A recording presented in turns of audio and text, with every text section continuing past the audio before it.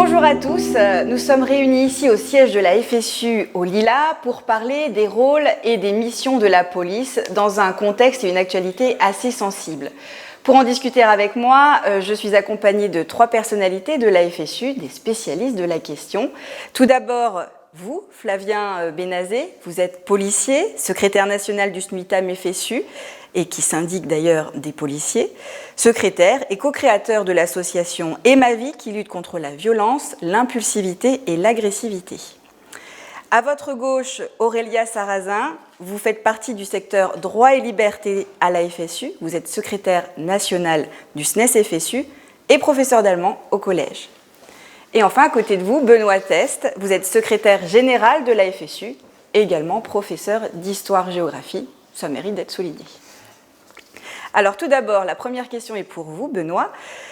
Dites-moi, pourquoi vous nous avez réunis aujourd'hui dans un contexte où la police fait beaucoup parler d'elle ? Eh bien, précisément parce qu'on voit bien que la police est aujourd'hui au cœur d'un enjeu de société beaucoup plus large sur quelle société on construit, quelle sécurité on assure aux citoyens et donc quelle police on veut mettre en regard de ses objectifs.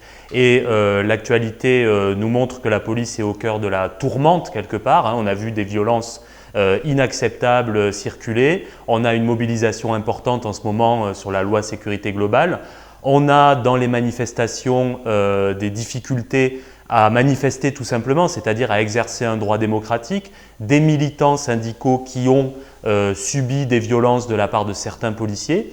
Et puis, plus globalement, on a, je crois, une société, une jeunesse en particulier, qui a besoin de renouer la confiance avec la police. Et pour la FSU, c'est particulièrement important de se positionner dans ce débat parce qu'on est en prise avec la jeunesse, par nos métiers, par les métiers qu'on représente à la FSU, et puis aussi parce que c'est une question de conditions de travail et d'exercice des métiers et d'exercice du métier de policier. Et c'est important en tant qu'organisation syndicale aussi que nous défendions le bon exercice du métier de policier tel que nous le concevons et que nous nous battions pour ça parce que bien sûr que la période est un peu sombre et qu'en tout cas on a une accumulation de violences, de difficultés, mais s'il y a une bonne nouvelle ou en tout cas s'il y a un message qu'on veut porter, c'est qu'on a des propositions, il y a des pistes pour faire évoluer la police convenablement et positivement. Il y a tout à changer, bien entendu, ce sont des réformes d'ampleur qu'il faudrait mener, mais si on s'en donne les moyens, il y a des solutions, des alternatives pour un meilleur fonctionnement de la société en général et ça passe par une écoute des revendications que portent certains policiers et notamment ceux de la FSU. Et au sein de votre fédération syndicale, vous avez même donc un secteur qui s'occupe justement des droits et des libertés dont vous faites partie, Aurélia Sarrazin. Expliquez-nous en fait comment vous travaillez au sein de ce secteur. Alors nous, on s'occupe de traiter les questions qui traversent la société et qui ont un impact sur les citoyens et les citoyennes qu'on forme dans le cadre de nos métiers et sur les débats qui plus généralement traversent la société. Et l'actualité a montré à quel point il fallait qu'on traite de ces questions sur le plan syndical et sur le plan fédéral. Notamment parce que des étudiants ont été particulièrement réprimés dans le cadre de manifestations, mais aussi, Benoît l'a dit, de militantes et militants syndicaux qui, alors qu'ils manifestaient pacifiquement, ont été empêchés d'exercer leur liberté fondamentale. Et donc c'est pour ça qu'on est particulièrement investi sur ces questions. En ce qui concerne la police, Fabien Benazé, est-ce que ça va si mal au sein de cette corporation ? Oui, ça va très mal déjà depuis longtemps. Avec la révision de la réforme générale des politiques publiques initiée sous Nicolas Sarkozy, avec donc le non-remplacement d'un fonctionnaire sur 2, donc d'un policier sur 2, avec la fermeture de nombreux commissariats, avec une politique du chiffre qui est inhumaine vis-à-vis des personnels et vis-à-vis aussi de la population. Donc il y a une grande souffrance au niveau des policiers, donc un nombre de suicides qui est en augmentation, et je dirais un attrait qui n'est plus... voilà, les gens ne sont plus attirés par ce métier parce qu'il n'y a plus ce lien entre les policiers et la population suite à la fermeture de nombreux commissariats, à l'agrandissement des secteurs. Donc il n'y a plus cette police de proximité qui faisait justement le lien entre la population et sa police. Et sur le terrain, ça se ressent? Est-ce qu'il y a des départements vraiment qui vont être lésés vis-à-vis de ça? Beaucoup de départements vont être lésés, comme la Lozère ou d'autres départements où il n'y aura plus de commissariat et ce sera la gendarmerie qui prendra le relais, justement dans certaines circonscriptions en dessous de 20 000 habitants. Et dans tout ça, est-ce que finalement la population aussi subit les conséquences? Oui, puisque vous avez moins de personnes au niveau judiciaire, donc ils ne peuvent pas prendre en charge les victimes correctement. Donc on paye le manque d'effectifs, on paye aussi le manque de formation pour toutes et tous les agents. Aurélia Sarrazin, et vis-à-vis de la population, est-ce qu'il y a un manque de confiance envers la police? Je pense que oui, il y a une crise de confiance envers la police parce que la police, on lui demande énormément de choses. On lui demande essentiellement de faire du maintien de l'ordre, du répressif avec très peu de moyens et très peu d'effectifs. Et au final, le besoin de la population de justice, d'équité devant la loi et de sécurité n'est pas rempli, non pas du fait des policiers eux-mêmes, mais bien du fait des politiques publiques que nous subissons, soit en tant que personnel de la fonction publique, soit en tant qu'usagères et usagers. Et c'est particulièrement sensible dans la jeunesse et c'est ce qu'on vit aussi dans beaucoup d'autres services publics, malheureusement.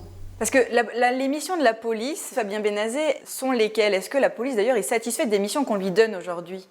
Non, je dirais que les missions malheureusement ont évolué. On a voulu quantifier le travail du policier avec des chiffres, alors que le travail du policier doit être humain. Ça doit être, je dirais, c'est déjà la protection des personnes et des biens. Donc non, on a enlevé, je dirais, ce qui faisait la fonction du gardien de la paix. On l'a transformé en politique du chiffre où il faut amener un rendement. Et ce rendement est néfaste pour l'ensemble des personnels et pour l'ensemble de la population.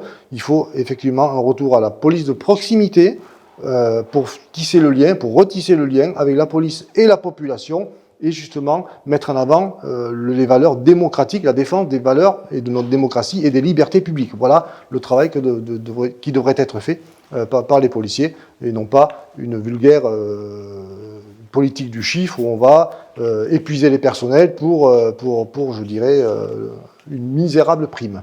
Et en ce qui concerne aussi les politiques actuelles, vous en avez parlé un peu tous, est-ce qu'on ne va pas vers un modèle un peu plus répressif? Vers quel modèle d'ailleurs finalement on va On va un petit peu vers un modèle inhumain, je dirais, ou un petit peu un modèle à l'américaine, où effectivement vous n'aurez plus de service public, vous n'aurez plus de police de la nation, donc qui est faite par la nation pour la nation. Voilà, donc on va avoir un système je dirais, moins humain, qui défendra peut-être moins les libertés publiques, et pourtant c'est l'essentiel du travail de policier. Si on veut défendre notre démocratie, il faut que, justement, il y ait un lien, un rapprochement, et que l'on mette en avant tout ce qui concerne nos libertés, nos droits. Voilà, c'est ce que doit défendre le policier. Le policier doit être un contre-pouvoir, un petit peu au service de notre démocratie.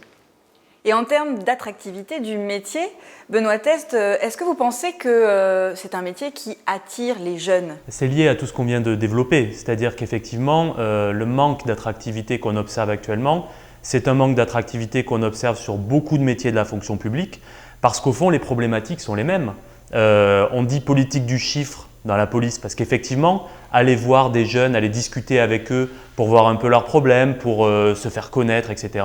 Ça rentre dans aucun tableau Excel, ça ne répond à aucun indicateur et du coup, c'est absolument minoré quand on a en tête uniquement les indicateurs et les chiffres.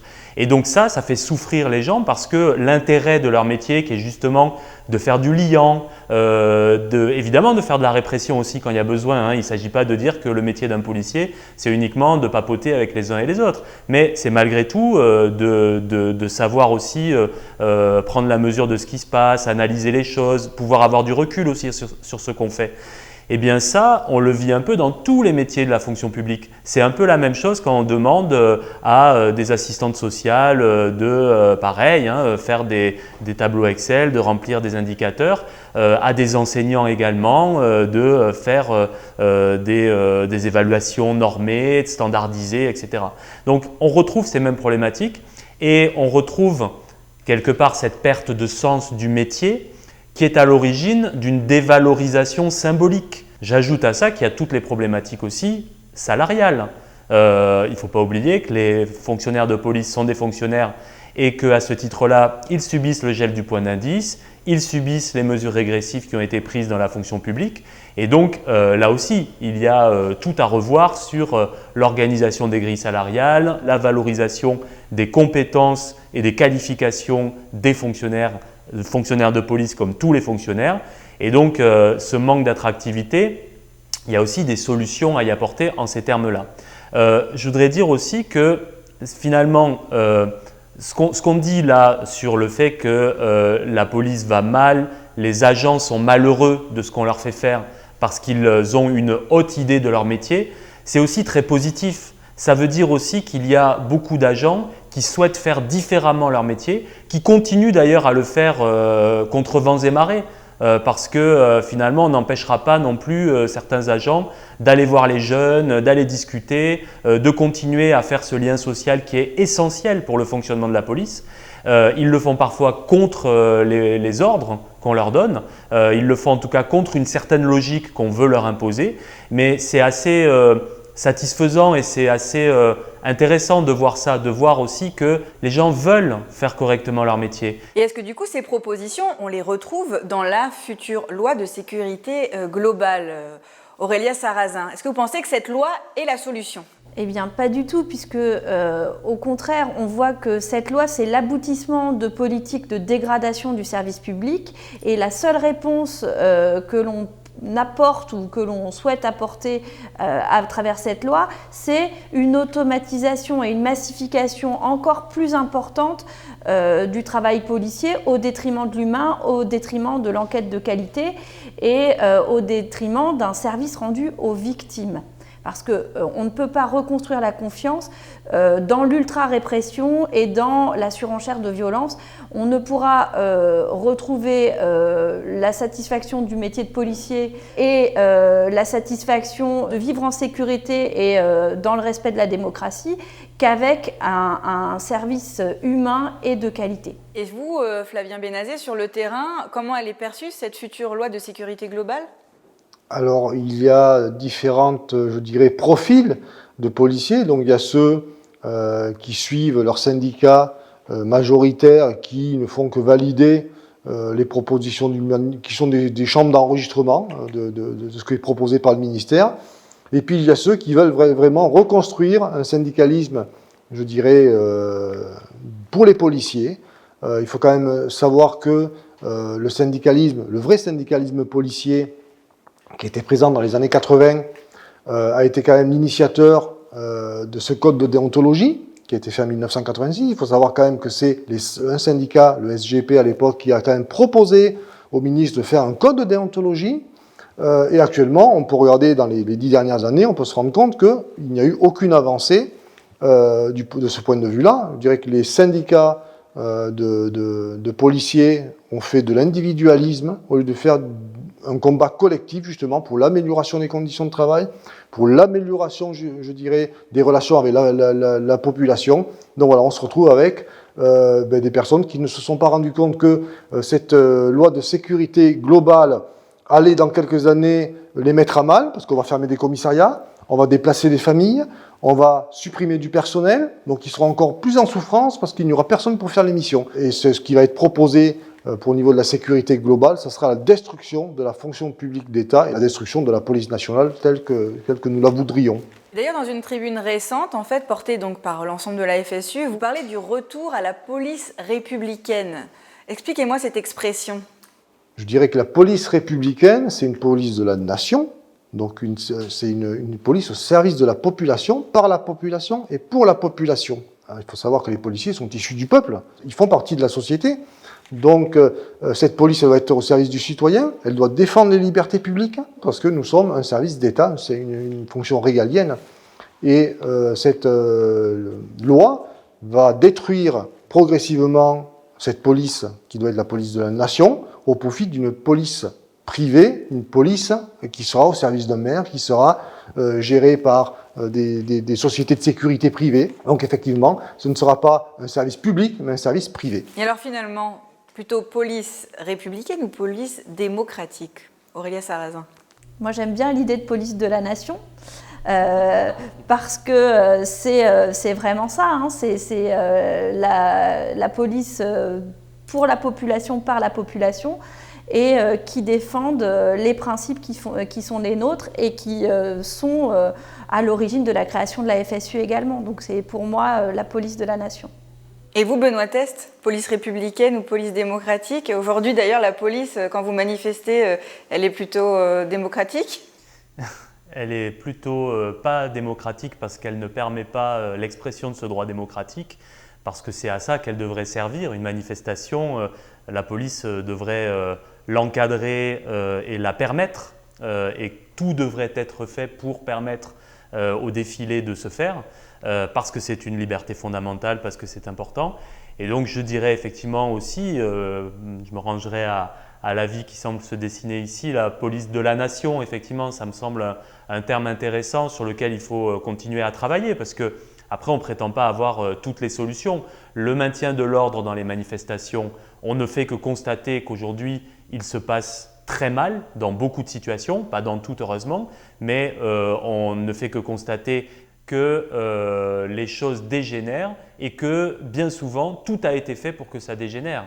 Et donc, on interroge les ordres qui sont donnés et la technique de maintien de l'ordre qui est employée, notamment dans les manifestations parisiennes, mais pas uniquement. Et sur les plateaux de télévision, on a quand même l'impression que les syndicats, qui sont les porte-parole en fait, des policiers, ne veulent pas voir les dérives justement que vous dénoncez là, mais qui ont été aussi dénoncées par les réseaux sociaux récemment. Est-ce que c'est vraiment le cas ou est-ce que finalement c'est que les médias qui font ressortir ça? Non, on peut se rendre compte que certains syndicats sont des syndicats d'accompagnement, ne sont plus là pour protéger les personnels, on le voit d'ailleurs, notamment quand on décortique tout ce projet de loi, on se rend compte qu'il est néfaste totalement. Donc je dirais que les syndicats majoritaires ont évolué vers un syndicalisme individuel qui prône l'avancement et la mutation au détriment du bien-être, du travail de qualité et d'un lien resserré avec la population. Donc le syndicalisme tel qu'il devrait être, notamment un syndicalisme de réforme pour le bien de toutes et de tous, et un syndicalisme au service de la démocratie, au service de tous les policiers, je dirais, on voit qu'il n'existe plus au niveau de la police nationale. Alors donc au final, dans notre société, existe-t-il des policiers républicains, à votre avis, Aurélia Sarrazin? Oui, je pense qu'ils existent et ils sont nombreux à bien vouloir faire leur travail. Encore faudrait-il qu'on le leur permette et qu'on leur en donne les moyens. Mais oui, je pense qu'il existe des policiers au service de la population et qui ont à cœur de défendre les droits et la sécurité de toutes et de tous, oui. Flavien Bénazet, vous en pensez quoi? Vous qui côtoyez plus de policiers que nous tous, peut-être?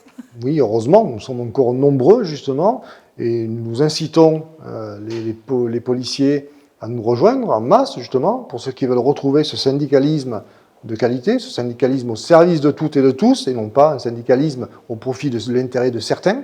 Donc oui, nous sommes conscients et nous sommes sûrs qu'il existe encore des policiers républicains qui veulent un changement profond dans notre institution.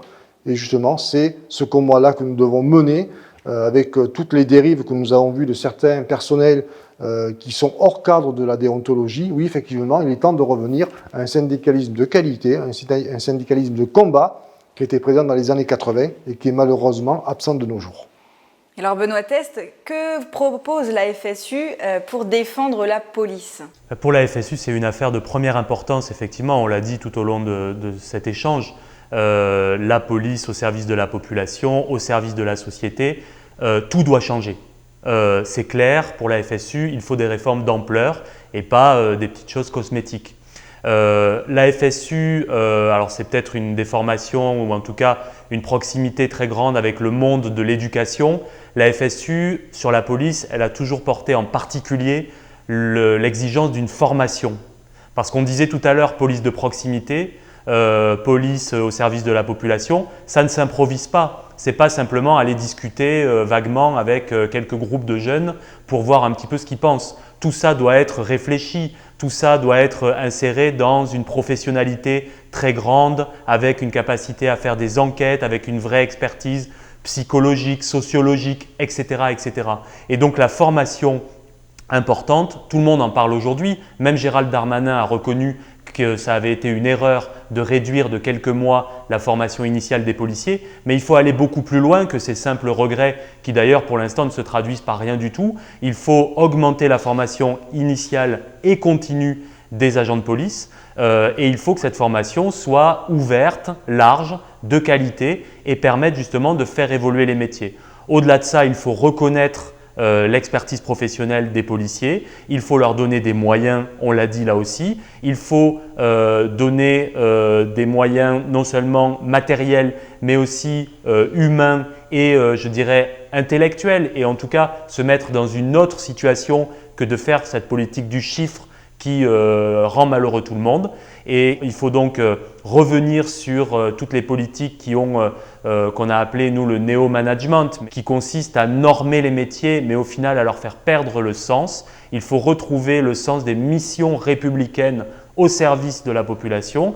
Et c'est à cette grande refondation que nous on appelle à la FSU, avec d'autres, hein, ça ne se fera pas uniquement avec nous, on appelle l'ensemble du mouvement social à se mobiliser sur ces questions-là. C'est le sens aussi de notre combat et de notre implication dans le combat contre la loi de sécurité globale qui effectivement aggrave cette logique qu'on connaît déjà depuis tant d'années d'une logique répressive et ne va pas donc dans le bon sens. Nous appelons à continuer les manifestations contre la loi de sécurité globale et notamment à construire d'autres actions qui permettront justement d'aboutir au retrait complet de la loi, pas seulement son article 24, mais toute la loi qui doit être revue de fond en comble parce que ça n'est pas comme ça qu'on traite la question de la police. Donc, on l'a bien compris, la FSU est contre la loi de sécurité globale, mais vous, est-ce que vous voulez aller plus loin, justement, peut-être faire partie des négociations ou des propositions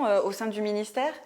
Alors, on a des échanges, mais malheureusement, nous ne sommes pas conviés au Beauvau de la sécurité. Nous demandons d'ailleurs officiellement à en faire partie, puisque nous sommes une organisation syndicale qui a son mot à dire effectivement sur l'ensemble de ces questions.